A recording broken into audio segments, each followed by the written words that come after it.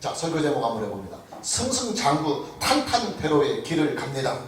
승승장구 탄탄대로의 길을 갑니다. 한 번 더 해봅니다. 승승장구 탄탄대로의 길을 갑니다.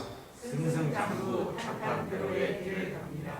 오늘의 설교는 아주 축복되고 행복한 주제를 다루고 있습니다. 그 축복되고도 행복한 주제가 뭐냐? 승승장구와 탄탄대로입니다. 승승장구라고 하는 이 말의 사전적인 뜻은 승리나 성공의 여세를 몰아 계속 나아간다, 이렇게 되어 있습니다. 그리고 탄탄대로라고 하는 이 말의 사전적인 뜻은 장래가 어려움 없이 순탄하게 잘 이루어진다, 그런 뜻입니다. 승승장구와 탄탄대로라고 하는 이 단어들은 다 우리에게 희망을 주고 그리고 감동을 주는 축복된 단어들입니다. 오늘의 본문의 말씀과 오늘의 본문의 사건을 보면 승승장구와 그리고 탄탄대로라고 하는 이 두 가지의 주제들이 확연하게 드러나고 있습니다. 그리고 거기에다가 한 가지 더, 덤으로 얻는 축복, 덤으로 얻는 축복까지도 함께 메시지를 통해서 드러나고 있습니다. 아주 희망이 넘치는 내용들입니다. 자, 이 모든 희망의 일들이 도대체 누구에게 주어지느냐? 징계가 풀어진 이스라엘 자손들에게 한꺼번에 다 임하고 있습니다. 다시 말하면 하나님께서 주시는 징계의 세월과 연단의 세월을 믿음으로 잘 견디고 통과한 하나님의 자녀들에게 임한다 하는 말입니다. 오늘 저와 여러분 모두에게 승승장구와 탄탄대로의 이 은혜가 있기를 주님의 이름으로 축복합니다. 거기에다가 한 가지 더, 하나님께서 덤으로 주시는 보너스까지도 함께 얻고 누릴 수 있는 이 은혜가 있기를 다시 한번 주님의 이름으로 축복합니다. 오늘의 본문 말씀은 이스라엘 자손들이 아모리 족속을 멸하는 사건을 기록하고 있습니다.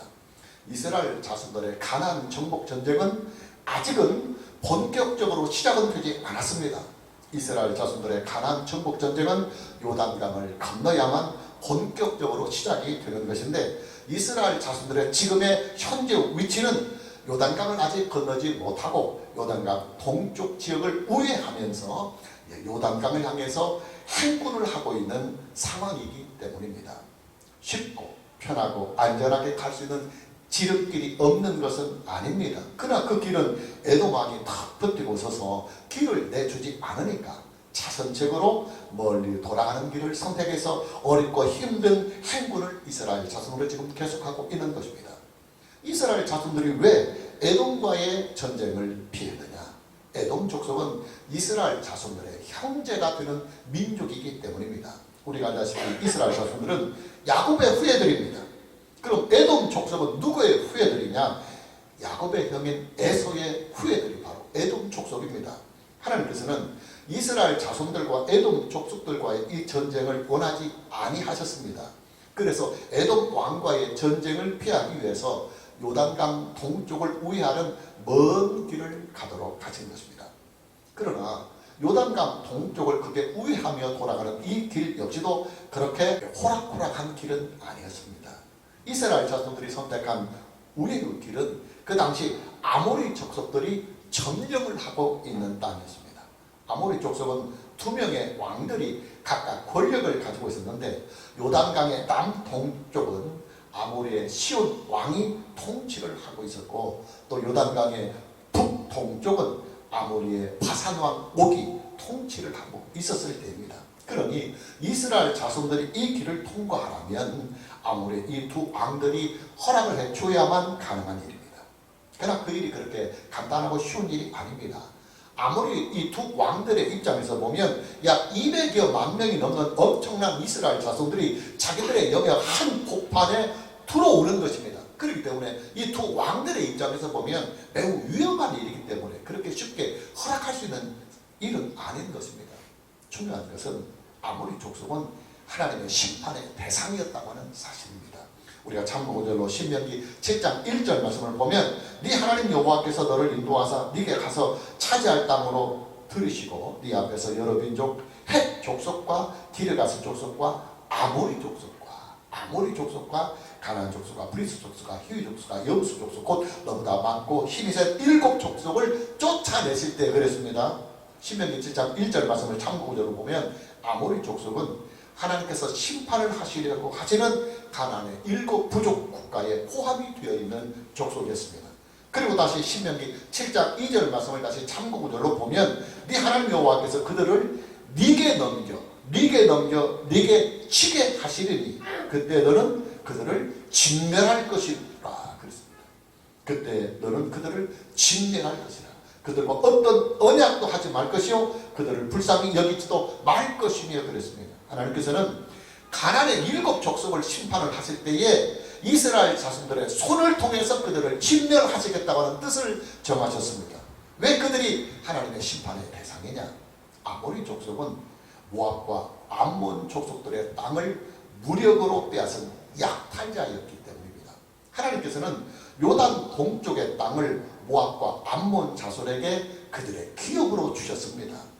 모압과 암몬은 아브라함의 조카들입니다. 아브라함이 아주 끔찍히도 아끼고 돌보던 그 조카 롯의 아들들이었습니다.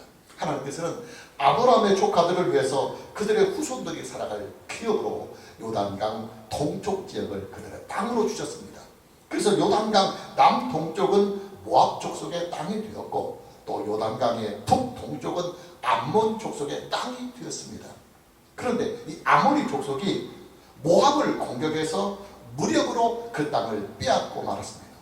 아모리 족속들이 모압 족속의 땅을 무력으로 정복한 이 일은 하나님의 창조의 질서를 해치는 죄악입니다. 왜냐? 하나님께서는 요단 동쪽의 땅을 모압과 암몬에게 그들의 기업으로 주셨기 때문입니다.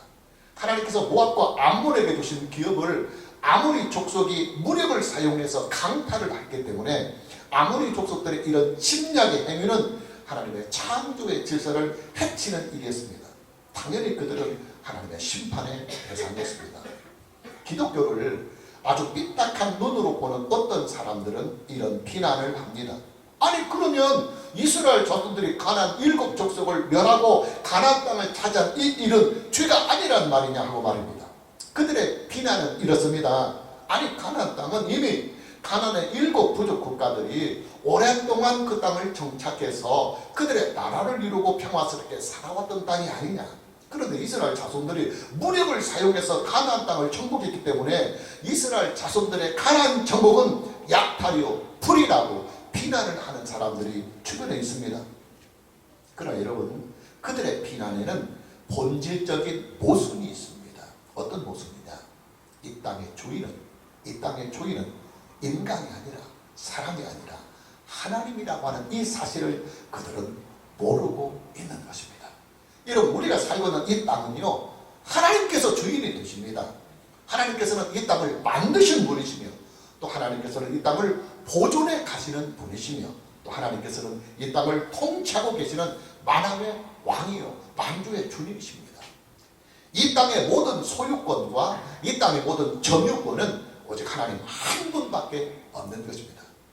감사하게도 하나님께서는 하나님 한 분만이 소유하고 점유할 수 있는 이 땅을 나라와 민족들에게 분배를 해서 그들에게 나라를 이루고 또 민족을 이루며 살아갈 수 있도록 나라와 민족들에게 땅을 기업으로 분배해 주셨습니다.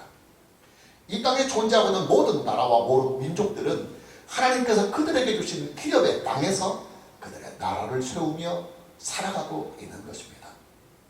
여러분 인류가 살았던 첫 번째 땅이 어디입니까? 에덴입니다. 에덴 동산. 그런데 그 에덴 동산의 주인이 누구였습니까? 아담이 아니었습니다. 하나님께서 에덴 동산의 주인이셨습니다. 하나님께서는 에덴 동산의 주인이셨기 때문에 타락한 아담과 하와를 에덴 동산에서 추방하실 수 있는 권한과 자격이 있으신 것입니다. 중요한 것은 하나님께서 아담에게 에덴 동산을 그의 기업으로 주시면서 특약 조항을 두셨다고 하는 사실입니다. 그 특약 사항이 뭐냐? 하나님의 창조의 질서에 순종하며 살아야 된다고 하는 특약 조항이었습니다.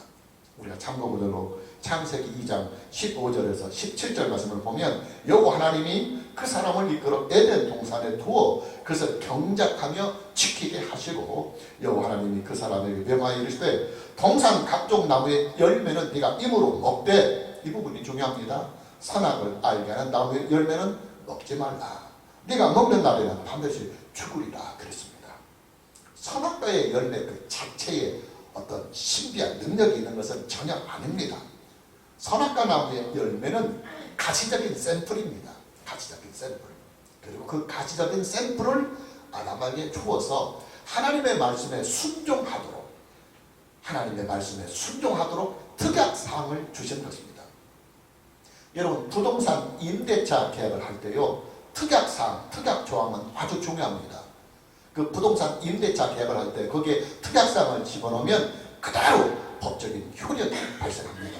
무슨 말이냐? 이 땅에 살고 있는 모든 나라와 모든 백성들은 다 하나님께서 그들에게 주신 땅을 기업으로 받아 살아가면서 반드시 이 부분이 중요합니다.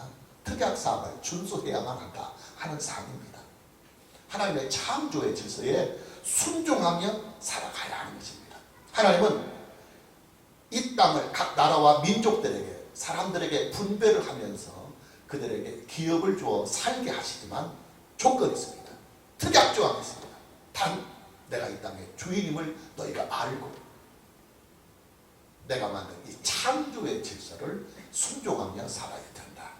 만일에 너희가 이 특약사항을 지키지 아니하면 나는 법적인 조치를 하겠다 하는 것입니다. 여러분, 이 특약사항을 사람들이 어기게 되면 그 즉시로 법적인 절차에 들어갑니다. 하나님께서 하시는 그 법적인 절차가 뭐냐면 하나님의 심판입니다. 저희는 반드시 심판이 따르는 것입니다. 가나안 족속들은 하나님의 창조의 질서를 크게 해치며 살아가는 민족들이었습니다. 그들은 하나님께서 계셔야 할 그 창조자의 자리에 바알과 아세라와 아스라우 등과 같은 우상들을 두었습니다. 그들은 그들에게 땅을 주신 하나님을 버리고 음란하고 더러운 우상들을 그들의 땅의 주인으로 섬겼습니다. 가나안 족속들은 하나님의 창조의 질서를 해치는 자들입니다. 하나님께서는 그들을 심판하시기로 뜻을 이제 정하셨습니다. 그리고 동시에 가나안 족속들이 살고 있는 그 가나안 땅을, 이게 중요합니다, 이스라엘 자손들에게 그들의 기업으로 주시기로 하나님은 뜻을 정하셨습니다. 여러분, 이스라엘 자손들의 가나안 정복 전쟁은요, 두 가지의 성격을 띠고 있습니다. 첫째 성격은 하나님께서 가나안 족속들을 심판하시는 방법으로 이스라엘 자손들을 의의 군사로, 의의 병기로 사용하고 계시는 것입니다.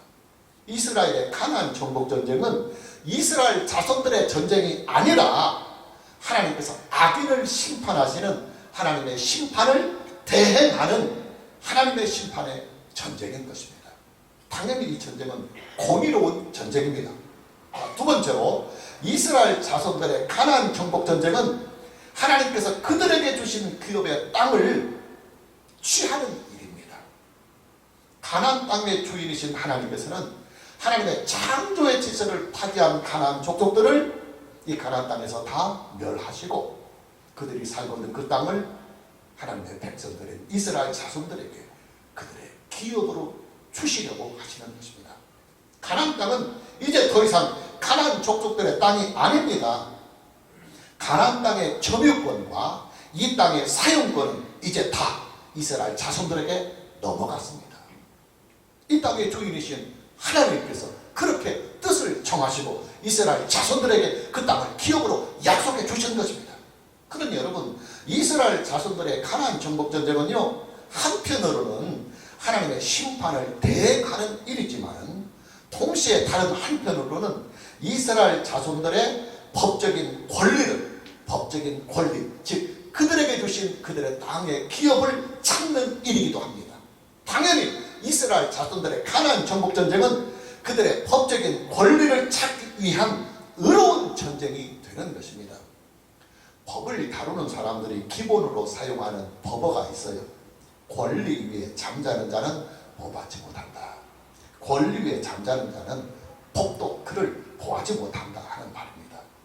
자기에게 주어진 법적인 권리도 법적인 절차를 밟아서 적극적으로 찾아야만 그 권리를 누릴 수가 있는 것이지, 뒷줄만 지고 가만히 침묵을 하고 있으면 법도 그를 구제할 수 없다는 말입니다. 자, 다시 본문의 말씀으로 돌아가 봅니다. 아모리 족속은 하나님의 심판의 대상이라고 하는 이 말씀을 이미 드렸습니다. 하나님께서는 아모리 족속을 심판하시는 이 일을 이스라엘 자손들로 하여금 대응을 하도록 하셨습니다. 본문 34절 말씀을 보면 여호와께서 모세에게 이르시되 그를 두려워하지 말라. 내가 그와 그의 백성과 그의 땅을 네 손에 넘겼나니 너는 헤스본에 거주하던 아모리인의 왕 시온에게 행한 것 같이 그에게도 행할지니라 그랬습니다. 본문 34절 말씀을 보면 내가 그의 백성과 그의 땅을 네 손에 넘겼다. 네 손에 넘겼다 하는 말씀이 있습니다. 하나님께서 가지고 계시는 두 개의 고난을 이스라엘 자손들에게 위임을 해주셨다. 그 말이에요.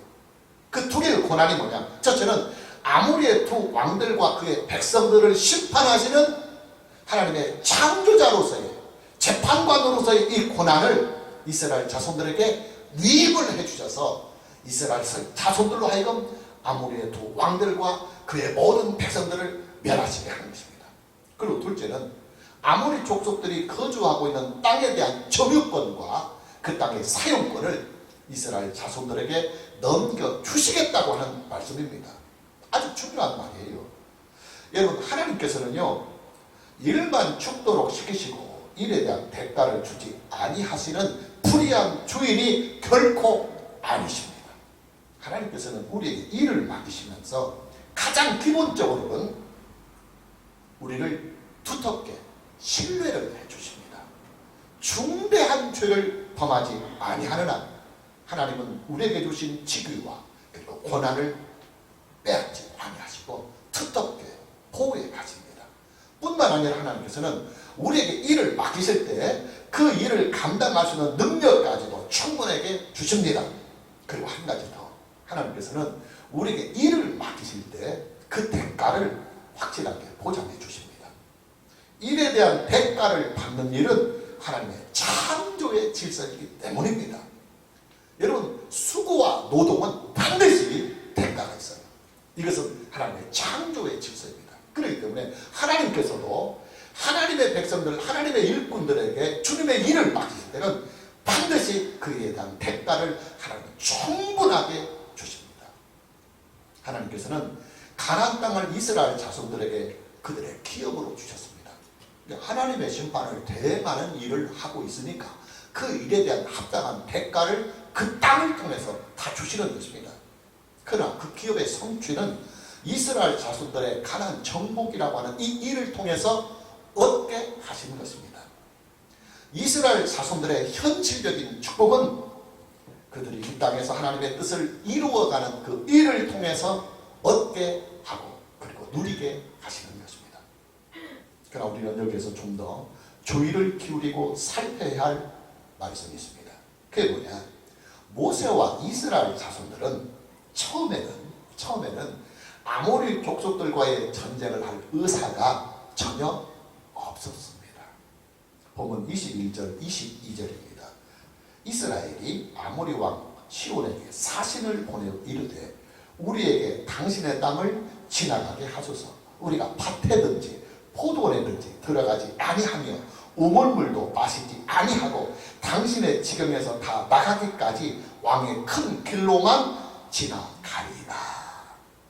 자, 본문 21절과 22절 말씀을 보면 모세는 아모리 족속과의 전쟁을 피하기 위해서 먼저 사신을 두 왕들에게 보냅니다. 이스라엘의 사신은 아모리 왕 시온에게 이렇게 의사를 전달합니다. 우리는 단지 길을 지나가려고 하는 것뿐입니다. 우리는 전쟁할 의사가 전혀 없습니다. 그러니 길만 열어주시면 우리는 평화롭게 그 길만 갈 것입니다. 물도 한 방울 마시지 아니할 것입니다. 여러분, 모세와 이스라엘 자손들이 아모리 족속과의 전쟁을 피하려 했던 이 일은 엄밀히 말하면 직무유기입니다. 하나님께서는 가나안의 7 족속들을 멸하시기로 뜻을 정하셨습니다. 그리고 그 일을 이스라엘 자손들에게 위임을 해주시고 그 심판의 일을 대행하도록 하셨습니다. 그렇다면 이스라엘 자손들은 아모리 왕 시온과 타협을 할 것이 아니라 선전포고를 한 후에 밀고 들어가서 그들을 진멸해야 하는 것입니다. 모세와 이스라엘 자손들이 왜 아모리 왕 시온과의 전쟁을 피하려 했는지 본문의 말씀은 생략을 하고 있습니다. 성경학자들은 그 부분에 대하여 이렇게 해석을 합니다. 모세와 이스라엘 자손들은 가나안 정복 전쟁의 포커스를 가나안의 본토 지역으로 정하여져 있기 때문에, 즉 요단강을 건너서 가나안 그 본토 지역을 점령하는 일을 가나안 정복 전쟁의 중심에 두고 있었기 때문에 아직 가나안 본토 지역에 도달하지 못한 이스라엘 자손들은 그때까지 전력의 손실을 방지하기 위해서, 왜냐하면 전쟁을 하면 사람들이 다치고 많이 죽으니까, 그리고 피로감도 오고, 그러니까 전력의 손실을 방지하기 위해서 아모리 왕 시온과의 전쟁을 피하려 했을 것이다, 그렇게 추석을 하고 있습니다. 그러나 아모리 왕 시온은 이스라엘의 사신이 제안한 이 평화의 제의를 이런지하에 거절을 합니다. 그리고 전쟁의 의사가 전혀 없는 이스라엘 자손들에게 선제의 공격을 감행하게 됩니다. 본문 23절입니다. 시온이 이스라엘이 자기 영토로 지나감을 용납하지 아니하고 그의 백성을 다 모아 이스라엘을 치러 광야로 나가서 아하스에 이르러 이스라엘 침으로 그랬습니다. 선제 공격을 했다는 말입니다. 자, 이제 전쟁은 불가피하게 되었습니다. 이스라엘 자손들과 아모리 왕 시온의 군대는 남왕국 아모리의 수도인 아하스에서 치열한 전투를 벌이게 됩니다. 일명 야스 전투입니다. 그리고 이 전투에서 이스라엘 자손들은 완벽한 승리를 거두게 됩니다. 야스 전투에서 승리를 한 이스라엘 자손들은 파견 군대를 각 성읍에 보내서 아모리 왕 시온이 다스리고 있던 모든 땅들을 다 정복을 합니다. 본문 24절을 보면 이스라엘이 칼날로 그들을 쳐서 무찌르고 그 땅을 아르논에서부터 약복까지 점령하여 암몬 자수레까지 미치니 그랬습니다. 본문 24절에 나오는 아르곤에서부터 약복까지는 아모리 왕 시온이 다스렸던 모든 지역을 다 아우르는 말입니다. 그러니까 아모리 왕 시온이 다스렸던 그 모든 지역, 그 넓은 지역을 이스라엘 자손들이 다 점령을 했다, 그 말입니다. 이스라엘 자손들과 아모리 족속과의 전쟁은 여기서 끝나지 않습니다. 남왕국 아모리를 정복한 이스라엘 자손들은 다시 북왕국 아모리의 왕인 바산왕 옥과의 전쟁을 치르게 됩니다. 본문 33절을 다시 보면 그들이 돌이켜 바산길로 올라가매 바산왕 옥이 그의 백성을 다 거느리고 나와서 그들을 맞아 에드레이에서 싸우게 하는지라 그랬습니다. 그 유명한 에드레이 전투입니다. 에드레이는 북왕국 아모리의 수도입니다. 하나님께서는 바산왕 옥과의 전쟁에 임하는 모세와 이스라엘 자손들에게 이런 메시지를 주십니다. 본문 34절입니다. 여호와께서 모세에게 이르시되 그를 두려워하지 말라. 내가 그와 그의 백성과 그의 땅을 네 손에 넘겼나니 너는 헤스본에 거주하던 아모리인의 왕 시온에게 행한 것 같이 그에게도 행할지니라. 에드레이 전투에서도 이스라엘 자손들은 완벽한 승리를 거두게 됩니다. 본문 35절입니다. 이에 그와 그의 아들들과 그의 백성을 다 쳐서 한 사람도 남기지 아니하고 그의 땅을 점령하였다. 이스라엘 자손들은 그들이 정복한 아모리 족속의 그 모든 넓은 땅을 나중에 가나안 정복이 다 끝난 후에 루벤 지파와 그리고 갓 지파에게 그들의 기업으로 할당을 했습니다. 이스라엘 자손들이 처음에 계획했던 땅보다, 왜냐하면 그들은 지금 이 땅을 전쟁을 하지 않고 취하지 않고 그냥 통과만 하려고 했던 것이, 그들이 먼저 선제 공격을 해오는 바람에 어쩔 수 없이 전쟁을 치러서 하나님의 은혜 가운데 그 전쟁을 완벽하게 이기고 그들이 가지고 있는 모든 땅을 다 소유를 했기 때문에 원래 계획에는 없었던 땅을 덤으로 얻게 된 것입니다. 훨씬 더 넓은 지역의 땅을 이스라엘 자손들은 기업으로 얻을 수가 있었던 것입니다. 여러분, 이스라엘 자손들은 처음에요, 요단강 동쪽에는 아모리 족속의 지역을 통과할 때 전쟁을 하지 아니하고 그냥 통과만 하려고 했습니다. 그러나 아모리의 두 왕들이 평화를 거부하고 전쟁을 원해서 선제 공격을 해오기 때문에 울며 겨자 먹는 식으로 전쟁에 임하여서 아모리 족속의 땅을 그들의 기업으로 다 얻을 수가 있었던 것입니다. 이스라엘 자손들의 입장에서 보면 아모리 족속들이 거주하던 요단강 동쪽의 그 넓은 땅은 사실상 덤으로 얻은 거예요. 덤으로. 이스라엘 자손들의 원래 계획에는 아모리 족속과의 전쟁을 하지 않고 그냥 그 지역을 통과만 하려고 했기 때문입니다.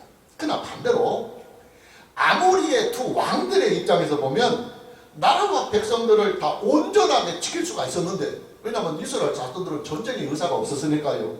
그런데 자기들의 힘을 믿고 오히려 선제 공격을 해오면서 전쟁에 임했기 때문에 잃지 아니하여도 되는 나라와 민족을 그들은 한꺼번에 다 잃고 만 것입니다. 자, 무슨 말이냐? 이스라엘 자손들에게는 덤으로 주시는 하나님의 복이 임한 것이고, 또 아모리의 두 왕들에게는 이스라엘 자손들이 덤으로 받는 그 축복에 밥이 되고 말았다. 밥이 되고 말았다. 그 말이에요. 모세가 행한 고별 설교를 보면 모세는 이 사건을 이렇게 해석을 하고 있습니다. 우리가 참고구절로 신명기 2장 30절 말씀을 보면 헤스본 왕 시온이 우리가 통과하기를 허락하지 아니하였으니 이는 네 하나님 여호와께서 그를 네 손에 넘기시려고 그의 성품을 완강하게 하셨고 그의 마음을 완고하게 하셨으니 오늘날과 같으니라. 아주 중요한 내용이에요. 하나님께서는 이스라엘 자손들이 하나님의 뜻과는 다르게 아모리 족속과의 전쟁을 하지 않으려고 하니까 아모리 왕 시온의 그 악한 성품을 이용하셨다는 말입니다. 아모리 왕 시온이 악한 마음을 가지고 이스라엘 자손들을 선제 공격을 하는 그 악을 이용해서 이스라엘 자손들에게 전쟁을 피할 수 없도록, 전쟁을 할 수밖에 없도록 몰아가셨다는 말씀입니다. 여러분, 하나님의 약속은 반드시 이루어집니다. 하나님의 말씀과 하나님의 정하신 뜻은 반드시 이루어집니다. 오늘 저와 여러분 모두에게 하나님의 기록된 성경을 믿고 이 성경 말씀에 순종하며 살아가는 이 은혜가 있기를 주님의 이름으로 축복합니다. 아모리 족속들은 이스라엘 자손들보다 훨씬 더 강한 군대를 보유하고 있는 민족이었습니다. 그들은 그 막강한 군사력으로 모압 족속의 땅을 점령해서 그들의 나라를 세운 족속들입니다. 더군다나 본문에 나오는 바사랑 옥은 거인이었습니다. 그 당대. 우리가 참고적으로 신명기 3장 11절 말씀을 보면 르바임 족속의 남은 자는 바사랑 옥군이었으며 그의 침상은 철 침상이라. 아직은 암몬 족속의 나빠에 있지 아니하냐. 그것을 사람의 보통 큐빗으로 재면 그 길이가, 철 침상의 길이가 9큐빗이요 넓이가 4큐빗이니라 그랬습니다.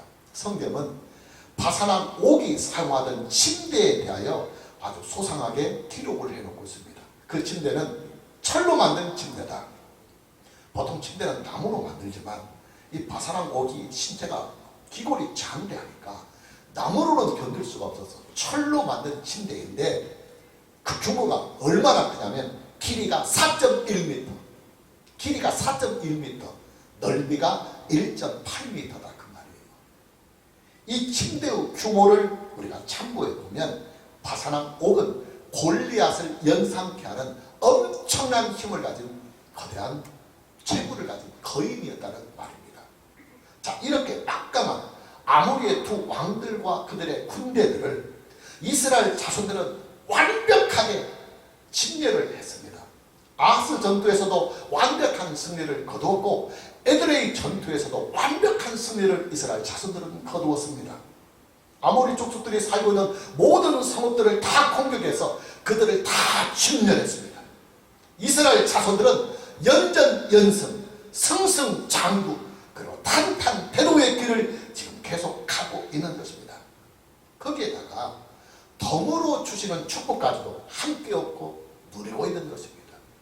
전쟁을 피하여서 그 땅을 소유하지 않으려고 했는데 울며 겨자 먹는 식으로 전쟁을 해서 그 넓은 땅까지 다 소유했으니까 덤으로 얻는 축복까지도 함께 누리고 있는 것입니다.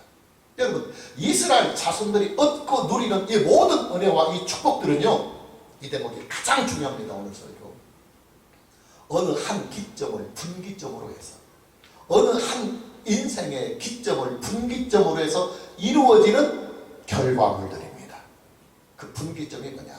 하나님께서 그들에게 내렸던 징계의 세월과 연단의 세월이 끝나는 그 시점입니다.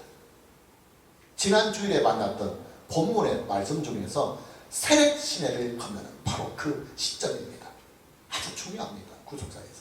우리가 참고적으로 다시 신명기 2장 14절 15절을 다시 봅니다. 가데스 바네아에서 떠나 세례시내를 건너기까지 38년 동안이라. 이게 무슨 말이냐면 하나님께서 이스라엘 자손들에게 내렸던 40년의 징계의 세월 중에 이미 2년은 가데스 바네아까지 오는데 2년이 걸렸어요. 그 다음에 가데스 바네아에서 세례시내를 건너는데 38년이 걸려서 도합 40년의 이 징계의 세월이 딱 그 시한이 시내시내를 건널 때, 세례시내를 건널 때 40년의 징계의 기간의 시효가 말소되었다. 그 말이에요. 아주 중요한 말입니다. 법적인 용어로 말하면 소멸시효가 완성되었다. 소멸시효가 완성되었다. 하나님께서 이스라엘 자손들에게 내리신 40년의 징계의 시효가 그들이 세례시내를 건너면서 소멸이 됐으니까 그 시점을 시작으로 이스라엘 자손들의 인생에는 과거에 그들을 연단하고 그들을 징계하면서 받았던 모든 어둠의 일들은 다 과거의 일이 되어버렸고 이제 그들의 인생의 앞날에는 승승장구 탄탄대로 그리고 덤으로 주시는 축복까지도 함께 다 얻고 누리고 있다고 하는 사실입니다. 아주 중요한 말입니다. 마무리합니다. 저와 여러분의 인생에는 연단의 세월이 있어요. 연단의 세월이 있습니다. 그 연단의 세월은 마치 징계를 받는 것처럼 아주 힘들고 어려운 환경들이 우리에게 옵니다. 그러나 그 연단의 세월은 정금을 만들어가는 과정을 부릅니다. 따라서 이 연단의 과정을 우리가 믿음으로 잘 견디면 반드시 정금을 얻는 축복이 우리에게 옵니다. 그리고 그 연단의 세월이 끝나면 그때부터 우리 인생은 연전연승, 승승장구, 그리고 탄탄대로 덤으로 누리는 축복까지도 함께 얻고 누리는 풍성한 은혜가 임하는 것입니다. 오늘 저와 여러분 모두에게 이런 은혜와 이런 축복이 있기를 주님의 이름으로 축복합니다. 찬양합니다.